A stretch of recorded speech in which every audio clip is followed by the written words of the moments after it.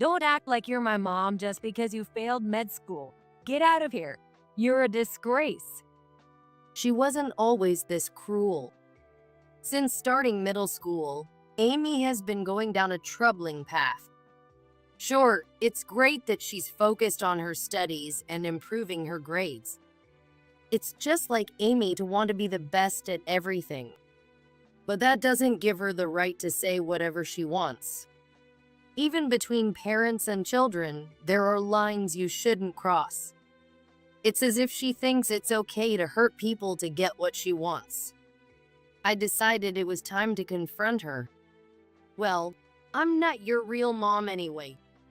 I had reached my limit, so I decided to tell Amy the truth. Then Amy was stunned. What? Amy might be confused, but she needs to know the truth. She seems blinded by money and fame, ignoring what's truly important. I hope she'd change her ways, but maybe that's no longer possible. People who can't understand others' feelings will never truly succeed. Amy needs to think about what she's done and realize it's too late to regret it now. I'm Kate, 38 years old this year. I live with my husband and daughter, and I work at the local city office during the day. I've been working since I graduated high school, so I've been at this job for 20 years now. I'd say I'm fairly experienced at this point, but it turns out it suits me quite well. I never planned on working at the city office. Originally, I had no interest in this job. To explain why I've been a public servant for 20 years, I need to start with my family.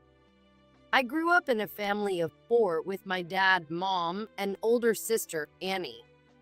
Annie was always a top student and decided to take on the challenge of applying to one of the most prestigious departments, med school.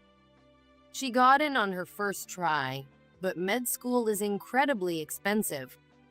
There were extra costs for experiments, materials, and living expenses, on top of the usual tuition fees. And no matter how much money we had, it was never enough. Despite their modest income, our parents managed to support her dream. Even as a high schooler, I could see the strain it put on them. But Annie changed dramatically after moving to the big city for med school, and our family had no way of knowing.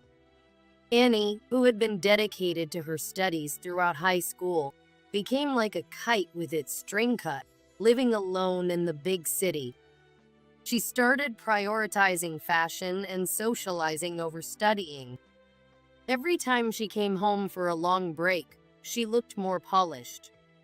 It felt strange seeing her transform so much, especially since I still lived at home even after becoming an adult. Seeing Annie, who had never been interested in fashion, become more and more stylish gave me a bad feeling. Meanwhile, I was studying hard to become a nurse. I had fond memories of a kind nurse who took care of me when I was hospitalized as a child, and I wanted to be like her. One day, when Annie was home for a visit, I confided my feelings to her. She listened to me and then laughed derisively. Oh, you want to be a nurse, Kate? Nurses are just underlings for doctors. That's a weird thing to aspire to. She waved her hand dismissively, clearly uninterested. Well, good luck with that, I guess. Her words stung, but I wasn't going to give up on my dream just because of her. I kept studying, but on the day of the entrance exam, I was too sick to perform well and ended up failing. It was a big blow, but seeing my parents struggle to support Annie, I couldn't bring myself to ask for more help. I didn't want to burden them any further. That was the one thing I wanted to avoid. Around that time, I saw a notice for a job opening at the neighboring city office and decided to give up on college and start working. I realized that becoming a nurse wasn't the only path in life. Besides, as the officials are public servants, they won't go bankrupt suddenly. Moreover, once I started working, I realized the job suited me quite well. and I found my daily work fulfilling. Even though I felt like my world had ended when I failed to get into college, I've come to see that this job suits me well. But now I think failing to get into college might have been a blessing in disguise, as it led me to a fulfilling job I really care about. One day, when I was still living at home, I was 20 years old. It was a Friday, and as I was eating dinner, thinking about what to do over the upcoming 3-day weekend, I heard someone come in through the front door. Rushing to the entrance, I saw Annie standing there. "Oh, it's Annie. Welcome back." Then Annie came in silently, looking like she was about to cry. "What's wrong? Something must have happened." At first, Annie just kept silent, but then she began to speak in bits and pieces. According to her, she was pregnant. Come to think of it, every time she came home, she talked about the guy she was dating, but it seemed like it was a different guy each time. "So, you're pregnant with your boyfriend's child?" Yes, what should I do? "The guy you talked about last time?" And no, I broke up with him a long time ago. I don't even know. In other words, she got pregnant without realizing it while dating different guys. She doesn't even know whose child it is. That's shocking. So, what are you going to do about the baby and college? I can't just quit college now. It's too late to do anything about it. She had been wondering why she hadn't gotten her period, and then she found out she was pregnant. Originally careless by nature, she realized she was pregnant too late to choose any other option but to have the baby. But the baby is going to be born, right? You need to think about what to do. Please help me, Kate. Facing a desperate Annie, I thought about it. Luckily, I was already working and had some income and free time. Should I take care of the baby in place of Annie, who is busy studying to become a doctor? But I wondered if I could really handle raising a child. Hey, the baby is innocent, right? Help me out. Indeed, the baby is innocent, and I can't let Annie's dream of becoming a doctor be crushed now. Since I wanted to go into medicine but couldn't, now that Annie is striving in that field, I should support her however I can. I have to become a doctor. You're a public servant and have some free time. You can help me out. While Annie's reasoning was infuriating, I couldn't just let the child suffer. I thought it would be difficult for emotionally immature Annie to raise a child. "Okay, I'll take care of the baby. But remember, you're the mother, Annie. Make sure to visit and take over when you're ready." I get it. I get it. Thanks for your help until then. The heavy atmosphere lifted, and she looked relieved all of a sudden. Even though I thought she was being selfish at that time, this was the only thing I could do. Annie named her daughter Amy and left her with me. Take good care of Amy. I'll come to check on her later. With those words, Annie never came to see Amy. I tried to contact her occasionally, but never got a reply. At this rate, it's hard to even know who the real mother is. I decided to treat Amy as my own daughter. Although Amy is Annie's child, she is incredibly dear to me. I resolved to give her all the love I could, for both me and Annie. When Amy was 2, I married my boyfriend at the time. He proposed, understanding that I was raising my niece as my own. His affection for Amy, as if she were his own child, was a big reason why I married him. Amy thinks of my husband as her real father. I thought I was doing my best to raise her, but there were a lot of difficult things. My husband works from morning till night and can't be involved in raising her. Naturally, I ended up handling everything on my own. I wonder if Amy feels something about her father not being around much, as she started to become rebellious. It said that girls develop quickly, but I didn't expect her rebellious phase to come this soon. We've been clashing more often, but all I want is the best for Amy. I'd do anything that benefits her. Of course, I've also continued working to cover the expenses for Amy. When Amy was in the 6th grade, she said she wanted to apply to a private school. I want to go to a private middle school. A private middle school? What brought this on all of a sudden? The uniform is really cute, and I just thought it'd be nice to wear it. Indeed, it's a private school known for its cute uniforms, but it's also very demanding academically. It's tough to get in. You'll have to study hard. Can you do it? Sure, I'll work hard. She studied hard despite struggling and passed. Congratulations, Amy. You did it. I'm so happy. I can't believe I passed. With her enrollment in a girls' school, Amy transformed completely. Driven by a need to keep up with her peers, she became desperate to study. Her competitive nature may have suited her for this girls' school. But perhaps it was around this time that her competitive streak began to take a strange turn. Amy became obsessed with studying and getting good grades. Inherited from her mother, as her grades improved, her personality began to twist in odd directions. I just can't believe people who don't study and just laze around. They're just idiots staying idiots. They're literally worthless. Amy, life has many aspects. Everyone has their strengths and weaknesses. You can't just decide someone's life isn't worth living based on one aspect. That's the kind of soft talk that gets you nowhere. It's about studying hard, topping your class, going to a good college, and making money. What's wrong with that? What's gotten into you lately? Being good at studying doesn't make you a better person. Thinking that good students are superior and seeing nothing else is just like Annie's daughter. Indeed, Amy is following the same path as Annie, now aiming to take the medical school entrance exams. The real earners are doctors, right? If you have the qualifications, you won't starve. Although Amy doesn't know her mom, Annie, it seems you can't fight genetics. I supported Amy to the fullest so she could achieve her goals.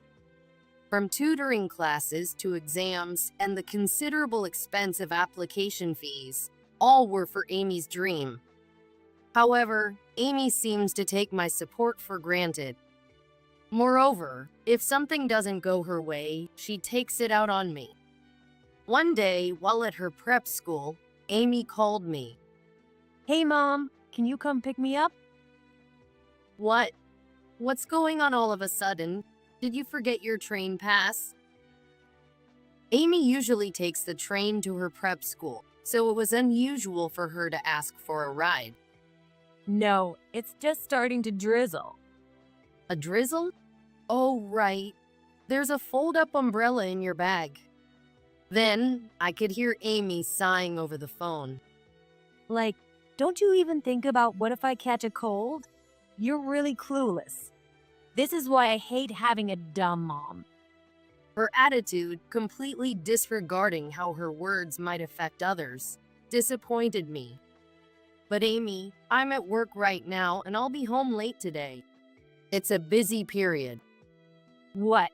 You mean you won't come pick me up even though I'm asking you to? What if I get sick because of your job? Just anyone's job? Will you take responsibility then? I could picture her blaming me over the phone. But this wasn't just about today. Whether it's her rebellious phase or she's looking down on me, her dismissive attitude continues. We once had a talk with my husband and me to address her behavior, but now it seems like it was all in vain. At some point, she started believing that having the academic ability to aim for medical school made her superior. Being fawned over at school for her academic achievement seems to be fueling her delusions. However, with exams being unpredictable, I thought it best not to provoke Amy unnecessarily, so I held my tongue. As usual, her biological mother, Annie, hasn't been in touch at all. It seems she's too busy with work, ignoring all my attempts to contact her. Lately, Annie appears to be in high demand as a cosmetic surgeon on TV and in magazines. So I understand she's busy, but does that mean she doesn't care about her own daughter? In these moments, I wonder what Annie would do, but I continue to support Amy in any way I can. Perhaps Amy is just going through a difficult phase, and once this rebellious period is over, we might be able to have a pleasant conversation again. But little did I know, my hopes would soon be shattered. As the college entrance exam season approached, Amy became more irritable than ever. It's a significant turning point in her life, so her tension is understandable. Having once failed to perform well in an exam due to illness, I don't want Amy to experience the same. I did everything I could to support her, but every time we met, she would glare at me or click her tongue in annoyance. Despite feeling frustrated, I calmed myself down, reminding myself it was all for Amy's sake. All her hard work paid off, and Amy successfully got into college. Oh, exams are finally over. Now I can start my life as a college girl. Congratulations. I always believed you would make it. Well, what else would you expect from me? However, the real problems began thereafter. Amy, perhaps too excited about becoming a college student, started to let loose a bit too much. The day after learning she passed, her lifestyle began to spiral out of control. She would stay in bed until noon, munching on snacks that could hardly be considered breakfast or lunch, never taking her eyes off her phone. Considering her previously studious life, I tried to overlook this behavior until she started college. But as her disordered living habits persisted and her attendance at school became sporadic, I could no longer overlook it. If she continued this way, she would struggle once her new life began. To make matters worse, it seemed she had been using my credit card without my permission. After seeing purchases I didn't recognize on last month's statement, I confronted her, and she admitted to the shopping. Look, I get that you're happy about your college acceptance, but your recent behavior is over the top. Your daily rhythm is a mess. But I passed, so now I want to enjoy the rest of my high school life as I please. Do whatever you want. That includes shopping with my credit card without asking. What? I needed the card for the website, which doesn't take anything else. Your nitpicking over every little thing is exactly why I can't stand mothers. Seriously, this is just pathetic. Amy didn't take well to being scolded and kept grumbling. I really wanted to live on my own, you know. This came out of nowhere after she had finished her college entrance exams. Amy was supposed to commute from our home to the college she would attend starting. What? Live on your own? Why are you bringing this up all of a sudden? We're not even talking about that now.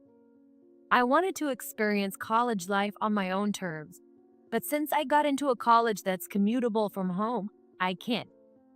I thought she was happy about getting into her first choice college, but it turns out she was dissatisfied because it was within commuting distance from home. If I lived on my own, I wouldn't have to deal with all this nagging. Once Amy got upset, it was hard to get her in a good mood again. But having seen Amy's behavior all this time, I couldn't stay silent. Then Amy brought up something outrageous. Don't act like a mom when you failed to get into med school. A failure like you should just leave. What? Why? I know about it. Failed med school and clung to a job anyone could do, right? I was stunned by what Amy was saying. Frozen and unable to respond, Amy, seeing that I didn't retort, threw more words at me.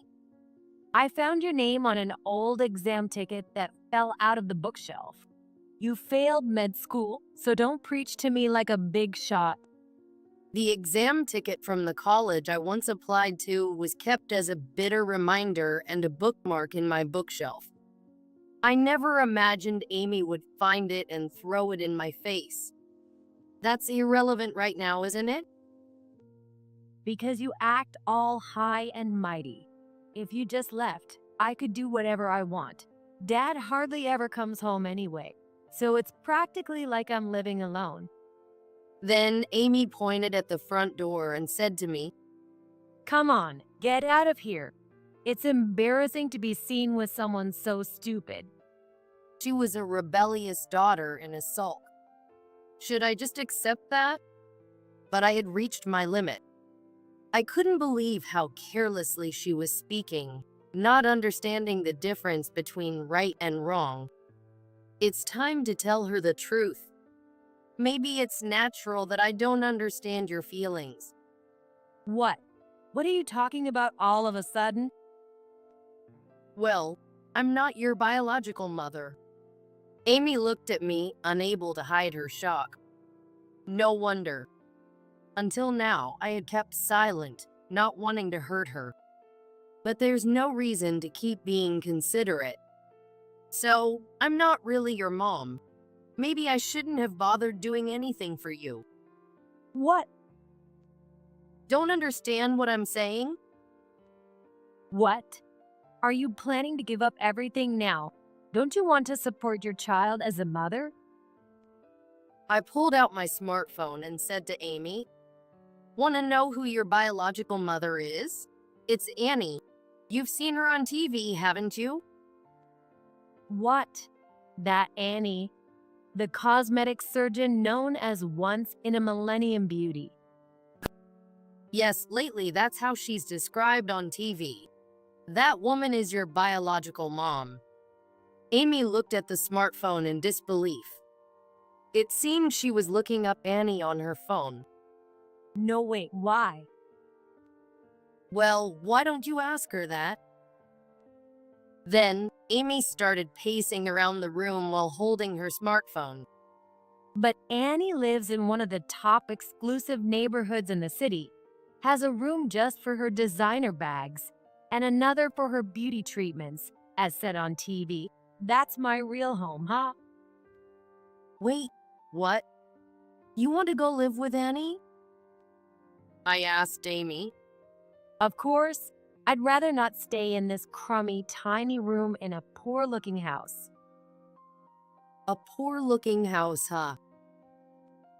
I'm so tired of living with such an annoying mom.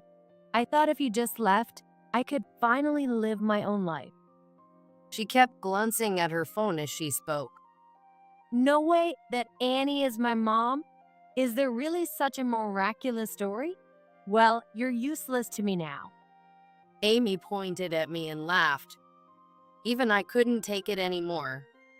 Certainly, from the public face of Annie, it's not hard to see why Amy would think that. But Annie is the kind of person who doesn't raise her own child. With a little thought, Amy could question why she wasn't raised by Annie, but she never did. She just treats me like the bad guy. I get it. You've made it clear how you feel about me. Well then, why don't you ask Annie to pay for your college? Of course, that's my plan. She's rich enough to just hand over the money for her own daughter's tuition. So you think that way. I raised you till you were an adult, but now you can go back to your real mom. I'm out of the picture, right? Then Amy looked at me with annoyance and nodded absent-mindedly. Then she answered dismissively. Oh, that's fine. I'll be glad to be rid of someone as annoying as you. I pulled out a piece of paper. Then sign here. It states you're leaving this house, will have no further contact with me, and you're relinquishing your rights to inheritance or anything else. That's fine with you, right? What? talking all big about inheritance and stuff. As if there's anything of value anyway. You sure talk a big game. Amy casually signed the document. Here, are you happy now? I silently took the papers. As soon as she handed over the documents, Amy quickly left the house. I just go to the address you gave me, right? Finally, I can feel refreshed and even join the ranks of the wealthy. Amy left without looking back. I'll try to believe this was for the best. In fact, a significant sum of money was supposed to come my way. My recently deceased parents owned a bit of land, and I had decided to sell it, expecting to make several $1,000,000. Thinking of Amy's tuition and the upcoming expenses, I had resolved to sell the land. But since Amy voluntarily signed the papers to give it all up, it must be her decision. Aside from Amy's absence, my life hasn't changed much. However, by mid-August, I received a call from Amy. Hey, can you send me some money? What's this all about? You said you didn't need money since your real mom has plenty, right? Holding back tears, Amy pleaded over the phone. No, I might not be able to go to college. Apparently, Amy hadn't yet paid the college entrance fees and other expenses. What do you mean? You can't enroll without paying the entrance fees and other dues, right? What? You knew that? How insincere. I had heard about it on TV and in the magazines. It was common knowledge.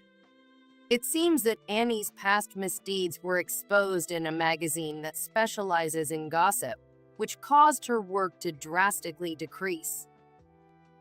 To make matters worse, she made a serious medical error, and her reputation as a cosmetic surgeon plummeted. On TV, they mentioned Annie made a terrible medical mistake. After such an error, I doubt anyone would trust her anymore. Aren't you taking this a bit lightly? What about my entrance fees? Why don't you get your real mother to sort it out? I'm nothing to you now. Then Amy raised her voice over the phone. So, you don't care what happens to me? I managed to get into med school. Whether you go to college or med school, it really doesn't matter to me. It should matter. I'm your daughter. Well, I didn't ask you to go to med school. Besides, you were the one who said, "Don't act like my mother." On the phone, Amy seemed at a loss for words. But I said that. You were happy to get into med school, I'm sure. But don't you understand there are things you should and shouldn't say? Even a mother can't forgive everything. But I don't understand what you're saying. Amy sounded like she was about to cry, but I had to say what needed to be said. Well, I guess you wouldn't understand all of a sudden. Can we meet to talk about it later? Yes, I want to see you. After all the terrible things she did at home, and now she suddenly wants me. Amy's actions were not justifiable as mere rebellion or stress. It might be a kindness in a way to make sure Amy understands clearly. I arrived at the agreed-upon place with a thick envelope in hand. As Amy ran up to me, she said, Thank goodness. The deadline to pay the entrance fee is the day after tomorrow. Watching Amy as usual, the first thing she asks about is money. So, the money? Amy held out her hand to me. I placed the documents I took from the envelope into her hand. What? What is this? These are the documents we agreed upon. Documents? What are you talking about? Don't you remember? You'll understand if you look at them. I pointed to the documents already signed by us that terminated our parental ties and renounced any inheritance rights. I was only ever taking care of you, not your mom, and you were the one who said, "You are not my mom." Sure, but... You can't just say things that should never be said, hurt people with your words, and then expect help only when you're in trouble. That's not how it works. That's so unfair. I placed my hand reassuringly on Amy's trembling shoulder and said, "You were the one who wanted to cut ties and go live with your biological mother, renouncing everything. You need to own your words." But I just said that in the moment. And what? That makes it okay? You did nothing wrong? Yes, well, maybe a little, but I was under a lot of stress. Amy started to make excuses as if trying to justify herself. Stress from exams justifies saying things you shouldn't and hurting others? Well, I didn't think a joke would hurt anyone. Amy spoke uncomfortably, clearly not grasping the gravity of the situation. It was disappointing to see that all her explanations revolved solely around herself. Look, I need Mom to become a doctor. So you only need me when it's convenient for you. You really need to learn what it means to genuinely hurt someone. What? You're kidding. What happens if I'm left alone? I left the scene. Amy crouched back down at her original spot, looking down, but I didn't look back her. Ultimately, Amy couldn't pay her enrollment or tuition fees and couldn't enroll in college. Scholarships and such procedures couldn't be arranged so suddenly, so enrollment was impossible either way. Someone who genuinely doesn't understand others' feelings becoming a doctor is a troubling thought. Incidentally, Annie also tried to contact me later, but I blocked her without hesitation. Despite never contacting me before, it's typical that she would reach out only when she herself was in a pinch, like mother, like daughter. I'm now enjoying living with my husband again, something we haven't done in a while. I'm also struggling to pursue a long-held dream from my past. I remembered that I wanted to be a nurse. Sure, I can manage my current job since I've been at it so long, but it's not what I truly want to do. I thought I'd rather chase the dream I've always had than settle for the satisfaction and stability of my current job. Deciding to take on such a challenge at my age might seem bold, but I've decided to stop suppressing what I really want to do. Well, today I might as well continue studying for college entrance exams.